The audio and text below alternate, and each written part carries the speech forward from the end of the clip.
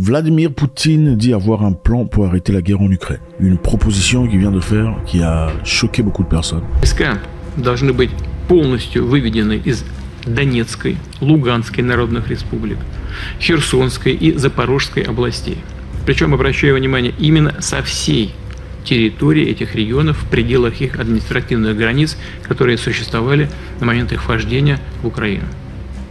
Как только в Киеве заявят о том, что готовы к такому решению и начнут реальный вывод войск из этих регионов, а также официально уведомят об отказе от планов вступления в НАТО, с нашей стороны незамедлительно, буквально в ту же минуту, последует приказ прекратить огонь и начать переговоры. J'espère que ça va très bien, je suis en plein voyage, c'est très beau, très évidemment, on partagera avec vous peut-être très bientôt quelques images de ce que je suis en train de vivre actuellement, c'est merveilleux. Merveilleux. Je pense que si vous avez un peu de chance, un peu de capacité, il faut voyager dans la vie. Il faut voyager. Comme mon père me disait, je me souviens, il y a très longtemps, qu'à part les études, voyager est une chose très importante qui vous aidera à agrandir, élargir votre capacité de réflexion. C'est immanquablement vrai. Incroyable.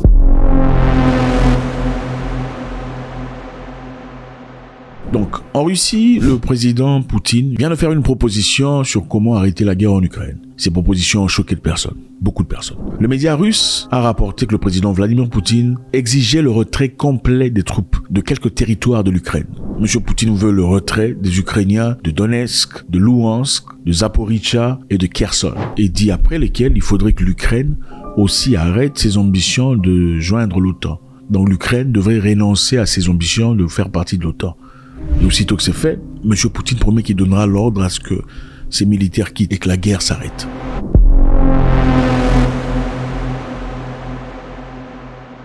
En effet, cette histoire arrive pendant que l'Ukraine et beaucoup d'autres pays européens se réunissent en Europe pour discuter sur la paix en Ukraine. Ils ont donc construit un programme à travers lequel ils vont discuter sur comment avoir la paix en Ukraine, mais sans la Russie.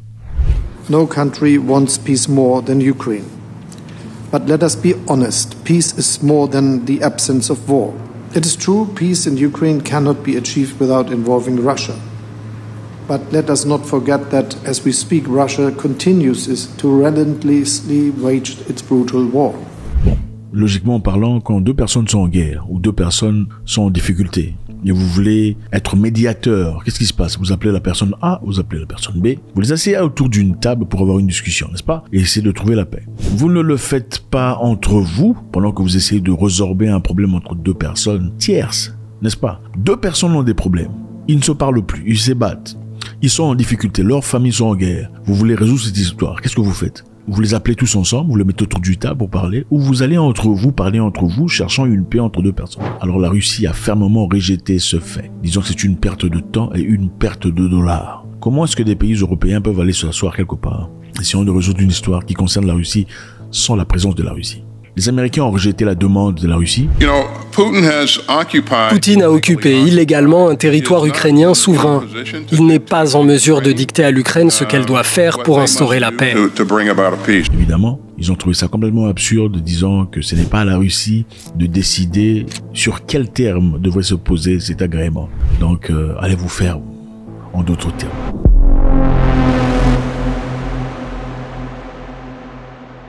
Nous allons livrer une guerre économique et financière totale à la Russie. Nous allons donc provoquer l'effondrement de l'économie russe. Je pense qu'il est important de comprendre ici sur quelle position est basé M. Poutine. Comment ça se fait que depuis tout ce temps, il ne perd pas le contrôle? Il ne semble pas perdre le pouvoir ni la force après la pression internationale que subit son pays, après les accusations à la Cour d'appel internationale, après tout ce qui se passe, la guerre, la fourniture des armes aux Ukrainiens, l'autorisation de Joe Biden, de la France et de l'Allemagne de bombarder à l'intérieur de la Russie. Pourquoi la Russie ne se courbe pas finalement? Ce qui est apparemment évident sur le terrain est que la Russie est en train de gagner le terrain. Ils sont militairement en train de gagner le terrain dans l'Ukraine.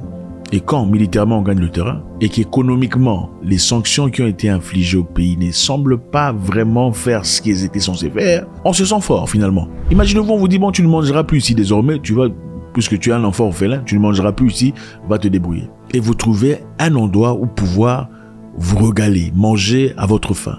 Ça vous donne le pouvoir, n'est-ce pas? Après avoir eu certainement peur, peur de mourir affamé, peur de dormir dehors. Finalement, vous trouvez quelque part votre asile sur comment manger et dormir. Donc, vous perdez, vous voyez un peu, c'est comme si quelqu'un vous disait, si tu fais encore ça, je te chasse de ma maison. Si tu fais comme ça, tu viens en retard, je te chasse de la maison. Tu ne fermes pas la porte. Et puis finalement, vous faites quoi? Vous commencez à trouver un moyen de pouvoir vous en sortir au cas où un certain jour on vous dirait pour de vrai, je sors de la maison, n'est-ce pas? Et avoir ce moyen-là vous donne le pouvoir. Et c'est à travers ce pouvoir qu'aujourd'hui la Russie a ce pouvoir de pouvoir dire, malgré les sanctions que nous subissons, on s'en fout, on va avancer. En réalité, les experts déterminent que l'économie de la Russie a grandi pendant cette guerre, qu'elle n'avait grandi avant la guerre. On prévoyait que l'économie allait s'effondrer. On prévoyait des années de disette, des années d'asphyxie pour la Russie. Et voilà que les dernières prévisions du FMI de croissance nous disent tout le contraire. Non seulement la Russie ne va pas plonger dans la récession, mais sa croissance dans les 2 ans qui viennent pourrait être supérieure à celle de l'Union européenne ou des États-Unis. Et dans leur projet de pouvoir s'éclipser de l'utilisation du dollar, ils sont encore de plus en plus en train de mettre la pression, d'ajouter l'enflement sur leur propre monnaie. En d'autres termes, beaucoup d'experts pensent voir une certaine frustration à travers les dirigeants européens et occidentaux en général, parce que les sanctions n'ont pas eu leur effet. On l'espérait très vite, après les sanctions, voir une Russie agenouillée. Mais ce n'est pas le cas. Apparemment, le pays avance.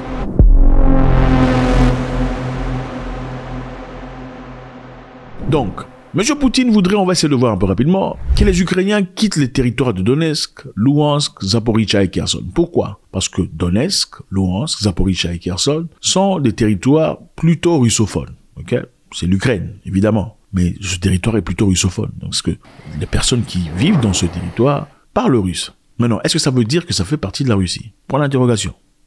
On ne sait pas vraiment le dire. Le simple fait que les gens parlent russe ne veut pas essentiellement dire que c'est russe. La partie est russe. Mais les Russes estiment que les Ukrainiens n'aiment pas les gens de cette partie. Est-ce une information vraie? Point d'interrogation. Ou de la propagande? On ne sait pas. Mais ce qu'on peut établir est que M. Poutine avait été accusé et envoyé à la Cour de justice internationale. On a libéré le mandat d'arrêt international. C'était pourquoi? C'était parce que M. Poutine avait déplacé les enfants de cette région. Les enfants ont été emmenés en Russie. Et d'après les Russes, la raison pour laquelle ces enfants ont été déplacés, c'est parce qu'ils sentaient un danger évident qui arrivait à travers la guerre. Donc, comme les Russes combattaient les Ukrainiens dans ce terrain-là, et que les Ukrainiens répliquaient, ils avaient l'impression que le bombardement dans ce territoire se faisait de manière sans vraiment réfléchir. Parce qu'évidemment, ce sont les russophones. Ils seront, d'après les Russes, probablement pro-russes. C'est très important que les enfants se sentent totalement membres de la Russie, qu'ils se sentent ici sur les territoires russes comme des citoyens à part entière. Évidemment, pour ceux qui viennent de la République de Donetsk, elle reste leur terre bien-aimée. Nous ne parlons pas d'adoption, mais d'accueil. Donc ça ne sert à rien de s'inquiéter, on va bombarder comme on veut, puisque ceux qui vivent dans ce territoire sont russophones, ils sont certainement pro-russes. Alors c'est la raison pour laquelle, d'après les Russes, ils ont décidé de bouger les enfants de là pour les emmener en Russie. Maintenant, a-t-il raison de dire que l'Ukraine doit libérer cette partie qui appartient anciennement à la Russie? Et ces gens qui vivent là choisissent de faire partie de la Russie. Point d'interrogation. Et même si ces personnes choisissaient de vouloir faire partie de la Russie, ont-ils naturellement le droit de le faire? Disons, si ces personnes ne sont pas naturellement descendants des vrais Ukrainiens, ont-ils raison de dire, comme nous sommes russophones, habitons ces terres depuis longtemps, maintenant nous décidons de faire partie de la Russie? Là, évidemment, est un travail historique de grande envergure qui doit être fait. Ce qui est important ici est que nous voyons un groupe de pays puissants qui se mettent ensemble contre un autre pays puissant. Mais pas seulement un groupe de pays puissants, on voit des individus. Parce que le vrai reflet de ce conflit occidentaux-russe est en effet un conflit d'ego. C'est plus les dirigeants dans leur ego personnel, leurs intérêts financiers personnels qui représentent cette guerre que des pays tels que les États-Unis, la France, la Belgique, l'Allemagne, l'Angleterre, qui sont en effet contre la Russie.